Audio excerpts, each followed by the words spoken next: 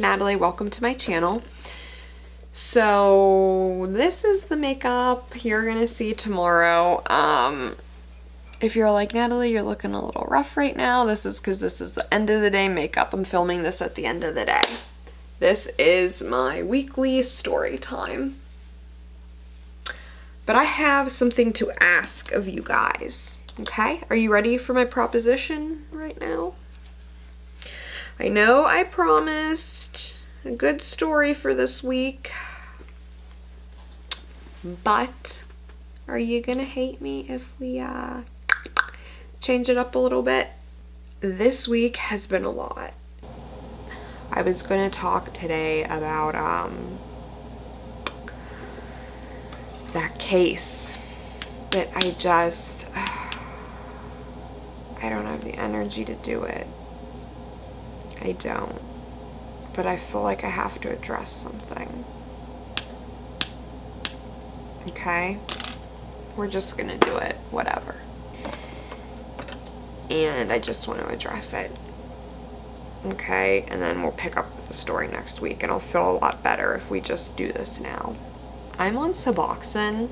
Does anyone know what that is? If you do, you know that it's like a opiate blocker.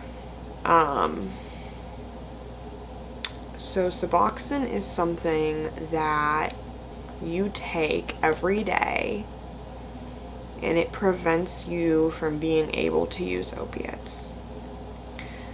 So if people are thinking that my eyes or something look like, oh no, she's high, because that's what some people were saying, I promise you I'm not. What I honestly want to say is, do you really think I am getting high, putting out 3 YouTube videos a week, doing all these lashes, passing my state boards, doing like, do you think I have time to shoot heroin? Like, what? Do you think I have the money to buy random makeup every week?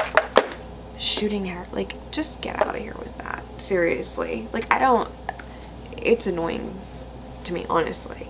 And it's annoying to me because if you knew where I was mentally last year compared to now, you would not even believe it. And it's just like, I know not everybody agrees with Suboxone, okay? Because they say it's not really being clean and this and that. Well, you know what? I don't think there is one way to be clean. And I'm not saying that as an excuse or this or that, because that's what, you know, some people in NA say. No. Recovery is a disease of the mind. You tell me 2 people during your lifetime you have met that have the exact same mind. Anyone? No. So how do you tell me that a disease that's in your mind you can only recover from one way? That NA is the absolute, and I'm not knocking NA. If NA works for you, I think that's amazing. Whatever works for you is what you should do. And that is what I think they should promote in recovery, as opposed to there's only one way to do it. I used Suboxone before, and I was so successful, you have no idea. I got my entire life and mind back on track, okay? And that is the only way I had a glimmer of hope after my relapse, to know that there was something left for me other than death. And that is the honest to God's truth, because I experienced it before, and I knew that I was capable of it. I knew I was capable of crawling out of the motherfucking gutter and pulling myself back up and doing it. And that's exactly what I did. Okay? I got on Suboxone last year after I got out of a halfway house, which you guys will hear the rest of the story, but we needed to have this story pause. And this is why I haven't felt like telling my story, because I was feeling some type of way about this subject. But you know what? I'm getting it out of the way. And you know what else? Have you ever heard me say my clean date is this or that? No, okay? Because I don't celebrate a clean date because I'm on Suboxone. Do I personally consider myself clean? Yes and no. I consider myself clean. I'm clean today. I don't go out and do drugs or act a fool. I am clean. It's not just about being clean physically. It's about being clean mentally, okay? And let me tell you something. I am more clean mentally right now than I have ever been in my entire life. Suboxone, no Suboxone, whatever. And that's the honest to God's truth, okay? So when I got out of renewal last January, I was left with the choice. I knew where my mind was, okay? I came out of there clean, on nothing. I knew where my mind was, okay? And I was left with one of two choices.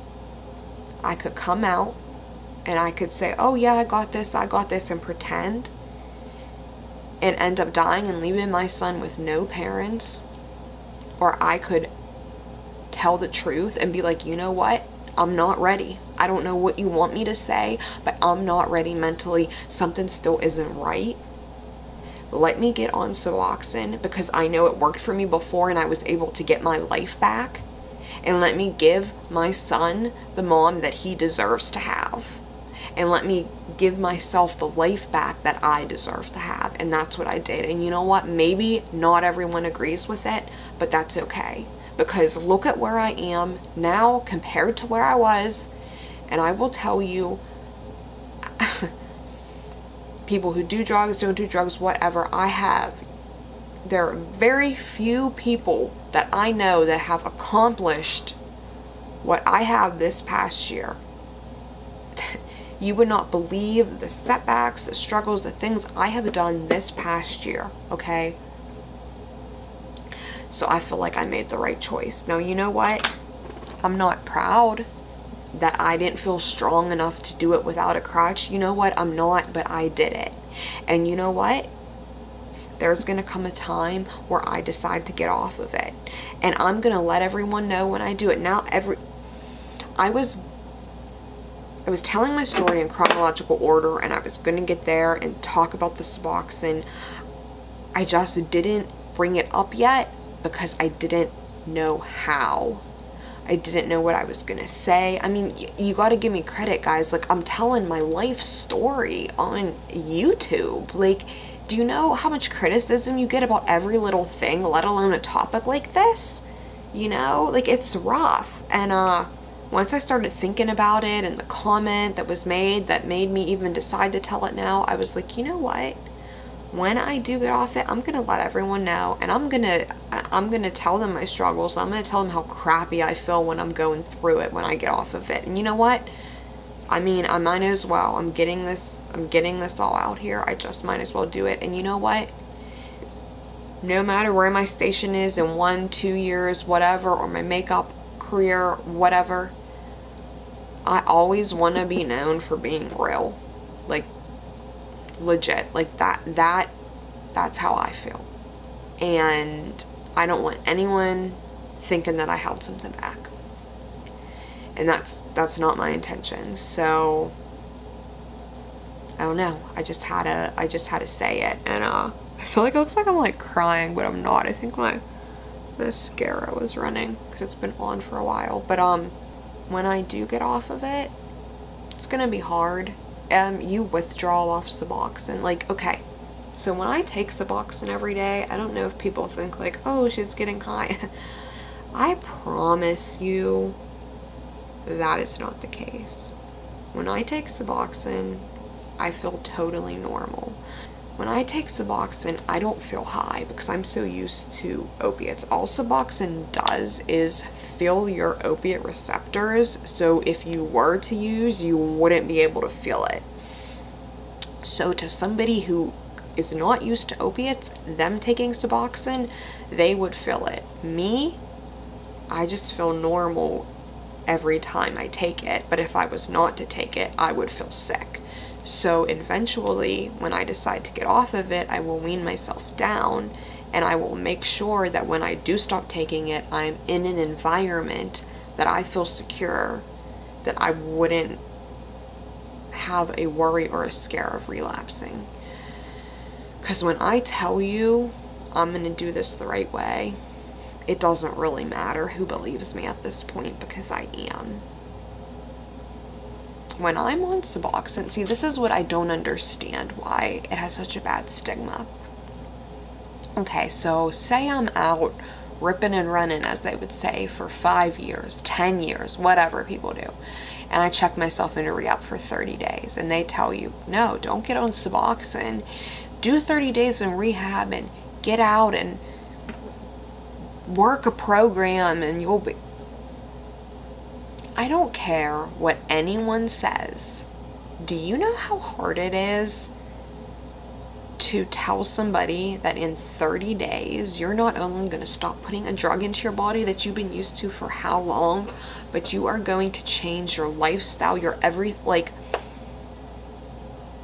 you get used to a certain lifestyle, a certain atmosphere, a certain music, a certain lingo, a certain neighborhood, everything when you're out there using. When you come out of rehab, that's all gone. None of it. Everything changes. There's not a single person that, whether you have an amazing life or a terrible life, whatever your life is, you're used to it. There is comfort in complacency. There is comfort in normalcy. So the good, the bad, the ugly, whatever is your normalcy is home to some extent. So making that switch is very hard.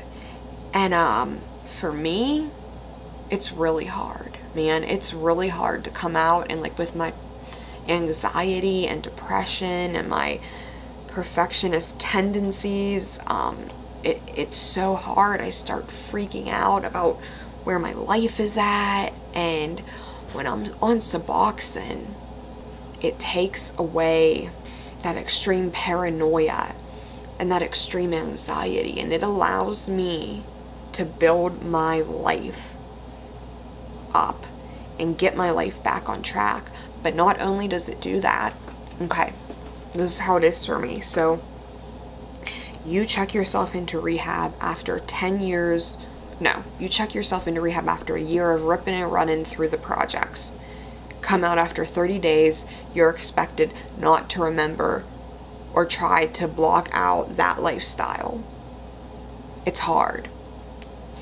So I'm on Suboxone for a year, doing the right thing, living a normal life, hanging out with my son, hanging out with my family, not hanging out in the ghetto. I check myself into rehab to come off of Suboxone. I come out of rehab after 30 days. What is that lifestyle that I was thinking about, the before rehab lifestyle? It's a lifestyle of wanting, oh, I just want to get back to the normalcy, to my family. Like, for me, it's about putting distance and time in between me and that bad lifestyle. That's what Suboxone does for me. And people don't have to agree with it. It doesn't matter to me. You know, it doesn't. I just want people to know, man, that whatever way you choose, I give you credit, because it's a hard thing to do. It is. And people who judge, let me tell you something. There is more addicts out there than you think. An addict isn't just someone shooting heroin or someone at the bar every night. Do you know how many addicts there are? People who are addicted to their sleeping pills. People think it's just the person shooting heroin or the person who goes to the bar 5 nights a week. Well, okay, explain to me then, what is the soccer mom who takes their kids Adderall, or the person who has to take sleeping pills to fall asleep, or the person who takes Xanax every day because their doctor prescribes it to them? Do you think an addict is just somebody who does a street drug? What I'm saying is it's all the same, and it's all hard, and a lot of people judge, and I really don't think they should, because addiction a lot of times is a lot closer to home than you think. There's this stigma also with NA, and I'm not knocking NA. If you do NA or an NA supporter, I think that's amazing. I have tried it many times. It just has not been the thing for me. And that's something else I don't like, is when you say it's not the thing for you, right away it's thrown in your face. That's just an excuse. That's bullcrap. You're saying that because you still want to get high. No, actually, that's not it at all. I'm saying it because I go to a meeting and I see a bunch of people who remind me of the lifestyle I was living before, or a bunch of people who aren't really worried about getting their life on track, people who are talking about just, I don't know, in my area at least, it seems like just this like social gathering, and it's people cycling in and out of rehab, and I know, and then they say you're looking for the wrong people. Well, I don't want to go somewhere where I have to weed through people. I just want to go somewhere, I just want to be in environments that feel safe all the time.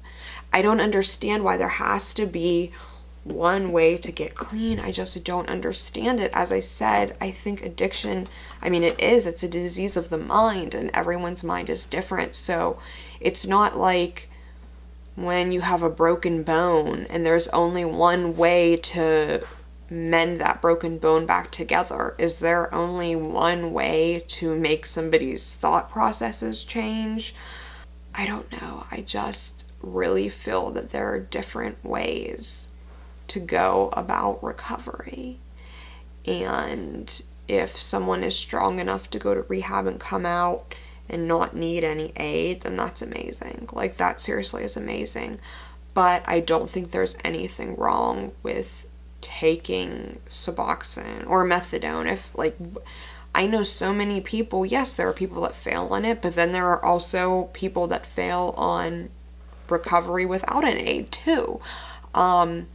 I know people that have done it and succeeded and gotten their lives back. I mean, I honestly just feel like my life is in a really good spot right now, and I'm in such a good headspace, and I don't know if I would have been able to get here without the aid of being on Suboxone. I really don't.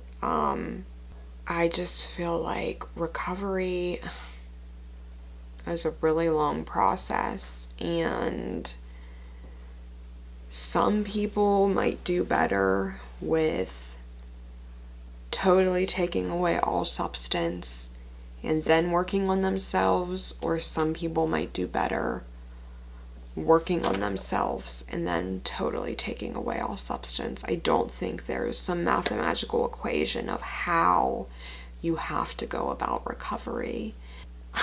I have been working on myself. I mean, just simple things like quitting smoking cigarettes, eating healthier, working out, being a better person, spiritually, working on my faith. Like, there are so many factors that contribute to recovery. And if someone thinks that I'm sitting back and not doing any of that, like, I am. I mean, my goal is to better myself in all of those areas, so that way I feel that I'm at the best that I can be when I do decide to get off of the Suboxone.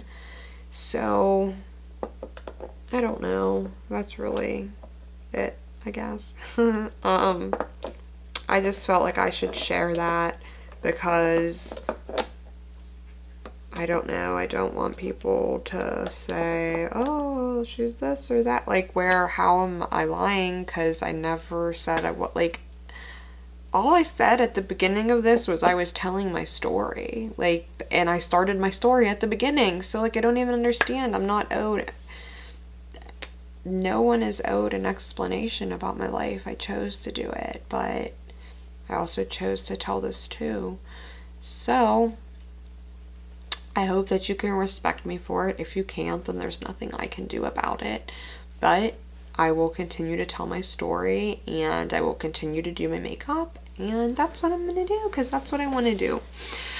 So, yeah, tomorrow will be my video on the drugstore makeup, which is what I have on my face right now, but it's worn off, kind of. So you will see it when it's fully done. Let me tell you guys, these eyeshadows,